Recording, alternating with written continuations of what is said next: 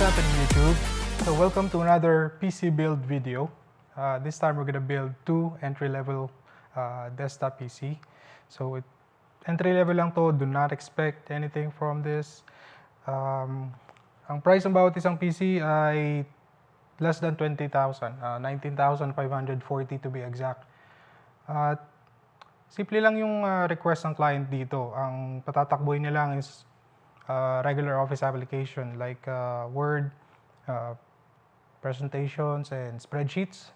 So, wala masyadong graphic intensive na applications na patatakbuhin. Like rendering or CAD modeling, walang ganun na mangyaganap dito. So, let's start with the CPU. This is a Ryzen 3 2200G CPU. Ang price niya is 4,380. So remember last time, kung hindi nyo pa napapanood, click nyo lang yung caption above. Yung budget PC build ko around 40,000. So half the price, ito yung entry-level PC. So tignan natin mamaya kung kung may time pa ako, mag-run ako ng synthetic benchmark software. Let's see kung malaki yung difference ng Ryzen 3 over the Ryzen 5. And also for the board, MSI motherboard again. This time it's A320M. Last time it's B450 Pro. Parehong may M2 yan. Pero ito parang smaller brother siya nung B450 Pro. So hopefully makita natin yung difference ng performance ng magkaibang chipset and magkaibang CPU later on. Watch out for that. So ang price ng MSI is 2,950. Okay?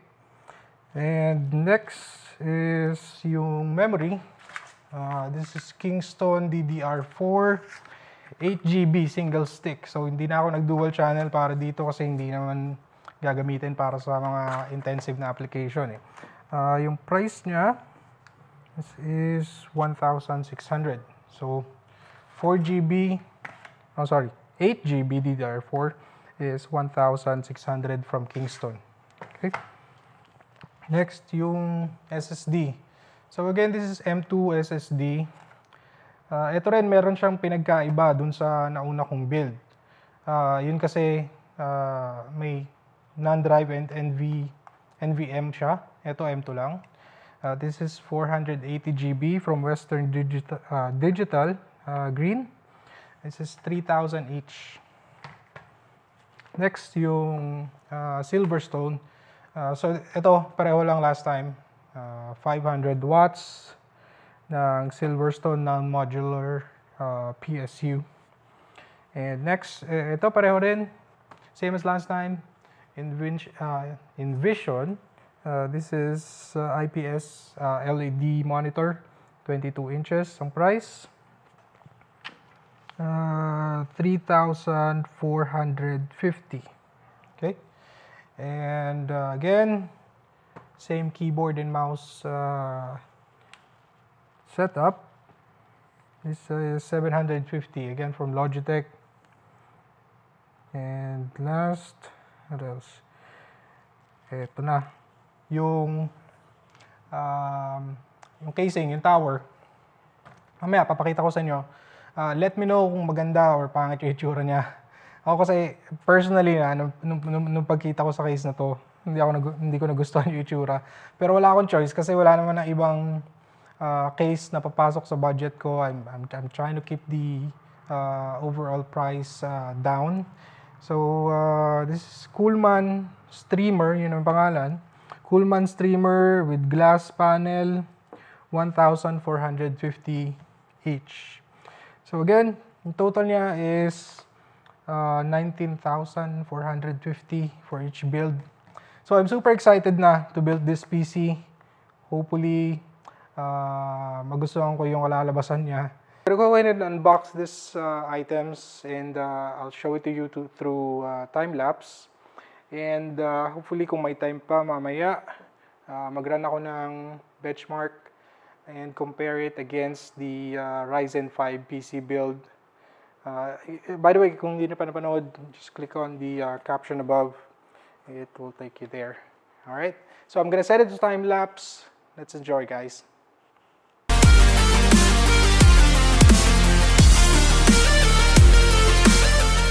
Tapos ko din i-set up yung PC natin. It's up and running. And as you can see, nagpapatakbo na ako ng SSD benchmark to see how much slower or faster itong setup na to against Ryzen 5 CPU build, yung budget PC build na ginawa ko earlier. So ito yung tower. From the top, it looks okay. And then sa harap, ito na yung may pa-curve siya. Although, meron para siyang RGB strip na kasama. So, that's a pretty good touch. And ito yung PSU natin from Silverstone. It's 500 watts. Ang ginawa ko sa mga cables na extra dahil hindi nga siya modular, pinasok ko sa loob nito. So hopefully hindi naman siya maka-restrict ng airflow. And ito yung motherboard from MSI. That's A320M Pro. Andyan din yung CPU, Ryzen 3 2200G with built-in GPU. And andyan din yung DDR4 8GB from Kingston. And of course, yung SSD natin, that's 480GB from Western Digital. That's M2.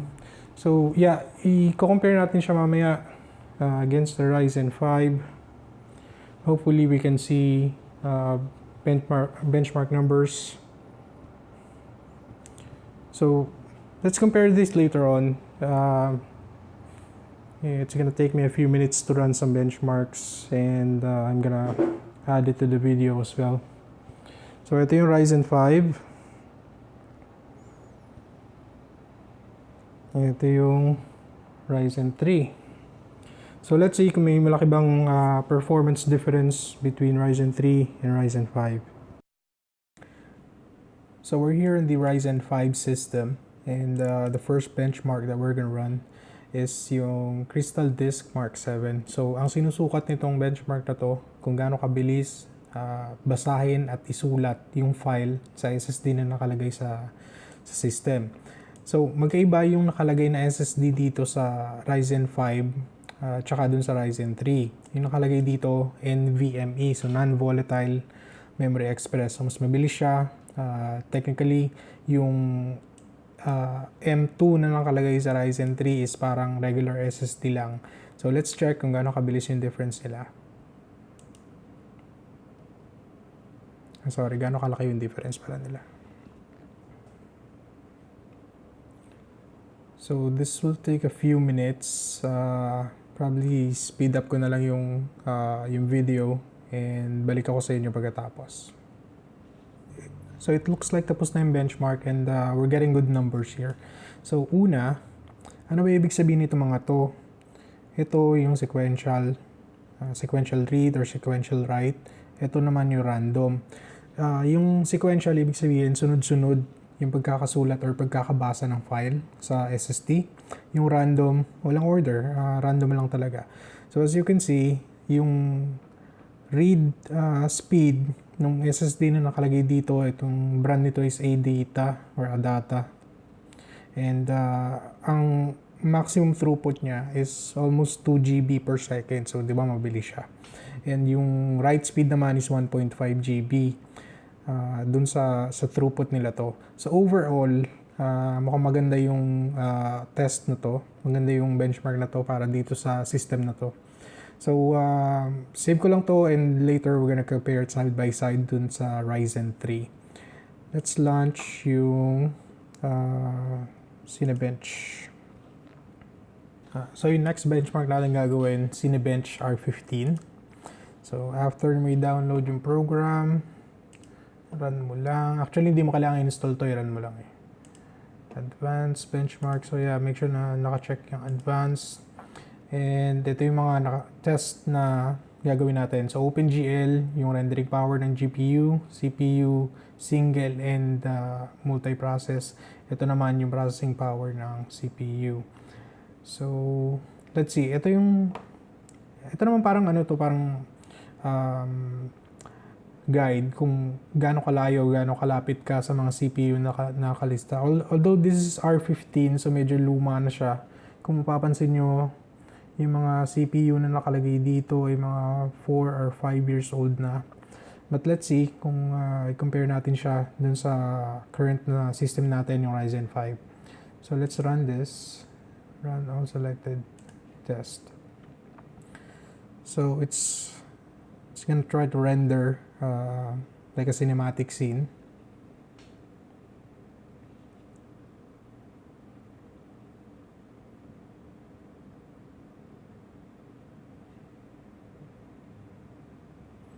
So yun ang sa gilid na to, nakita nyo yan. Yan yung mga GPU na pwede mong gawin comparison kung ano yung nakalagay. So remember, ang ginagamit natin dito, Ryzen 5 with GTX 1650.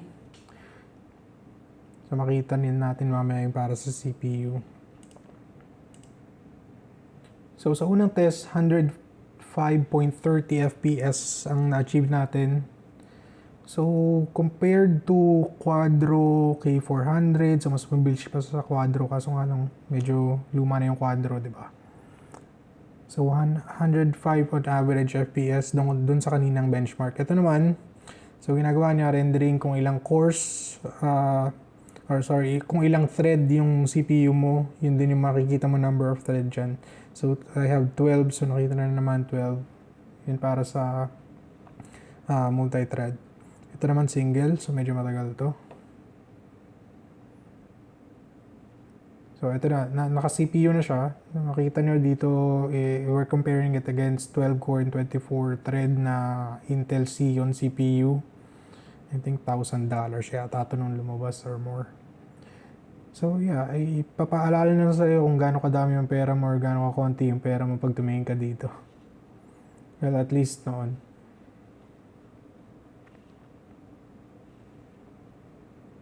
Yun kasi bumaba na yung presyo nito. Pero itong 4770K CPU, maganda pa rin to. Nakagamit din ako niyan ng mga ilang taon. Maganda siya sa gaming and rendering. So looks like the test is done, and from the results, Ryzen 5 looks like it's number 2. Just 3 points behind 4770K CPU, which was launched if I'm not mistaken, 5 or 6 years ago. So, looks like AMD is already catching up in the CPU market. Hopefully, it's not too late. So, we're gonna exit this application and let's go over to the Ryzen 3 CPU, and we're also gonna run the benchmark. We're here now on the Ryzen 3 system. This is the entry-level CPU. So, nag-run na ako ng DrystalDiskMark, and ito yung result. So, as you can see, sequential read is 548, and sequential write is 288.34. Now, if we compare that against the Ryzen 5 system build na may NVMe SSD storage, so, mukhang 1/3 lang siya ng performance nung Ryzen 5 setup natin nung may NVMe SSD. So, half the price, pero 1/3 lang ng performance compared to the Ryzen 5. So, kita nyo, almost 2 GB, 548 lang dito, and 1.5 GB sa write, dito 288 lang. Although, kung gagamitin mo siya for regular office application, I don't think ma-appreciate mo yung ganyang kalaking numbers. But for gaming and other intensive na application, syempre makikinabang ka dun sa mas mabilis. So yeah, mas matulin pa rin talaga yung NVMe over regular SSD kahit M2 pa siya. So I'm still running the Cinebench benchmark. So ito yung CPU natin. 4 cores, 4 threads, AMD Ryzen 3 2200G. So right now 260 points pa lang siya, pero hindi pa tapos yung test. Let's see kung tataas pa siya. So it's done, guys. Ryzen 3 2200G with Radeon Vega graphics, 45 points lang ang nakuha niya sa Cinebench R15 compared sa Ryzen 5 2600X 162. So medyo malaki yung difference. Actually, hindi lang malaki, tinambakan niya yung small brother niya. Kasi half the price, let's say yung Ryzen 3 2200G is 4,000 pesos. Yung Ryzen 5 2600X is 8,000 pesos. So, hindi lang kasi half yung binaba niya sa performance eh. Actually, mga 33% lang ng performance ng Ryzen 5 yung Ryzen 3. So, I suggest to really think about it before you buy a Ryzen 3. Siguro, kung wala ka pang budget to buy Ryzen 5, wait. Bababa pa naman yung presyo ng AMD CPUs.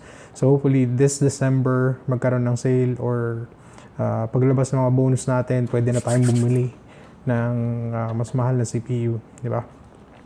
So, this concludes the benchmarking section of our video. Hopefully, may nakuha kayong gintong aral. Huwag natin tipirin yung CPU, especially kung gagamitin natin sa ibang applications. Kung gagamitin mo more than browsing and office application, I suggest you go for the Ryzen 5 over the Ryzen 3. Hindi naman ganun kalaki yung, well, actually medyo malaki kasi doblehin mo yung price mo ng CPU. But, pwede kang magbawas ng budget sa other components. Like, pwede mong investment na mag 16GB ka na RAM, mag 8GB ka muna, and then later on, upgrade mo na lang pag may budget na. Diba? And dun sa case, huwag tayong bibili nitong Coolman streamer. I don't like it. Susugatan lang kamay nyo, tsaka hindi ko type yung itsura niya. Medyo nakakainis, di ba? I hope you guys like this video. Hit that subscribe button para ma-inspire akong gumawa pa ng ibang video. Okay? And thank you guys for watching. Peace!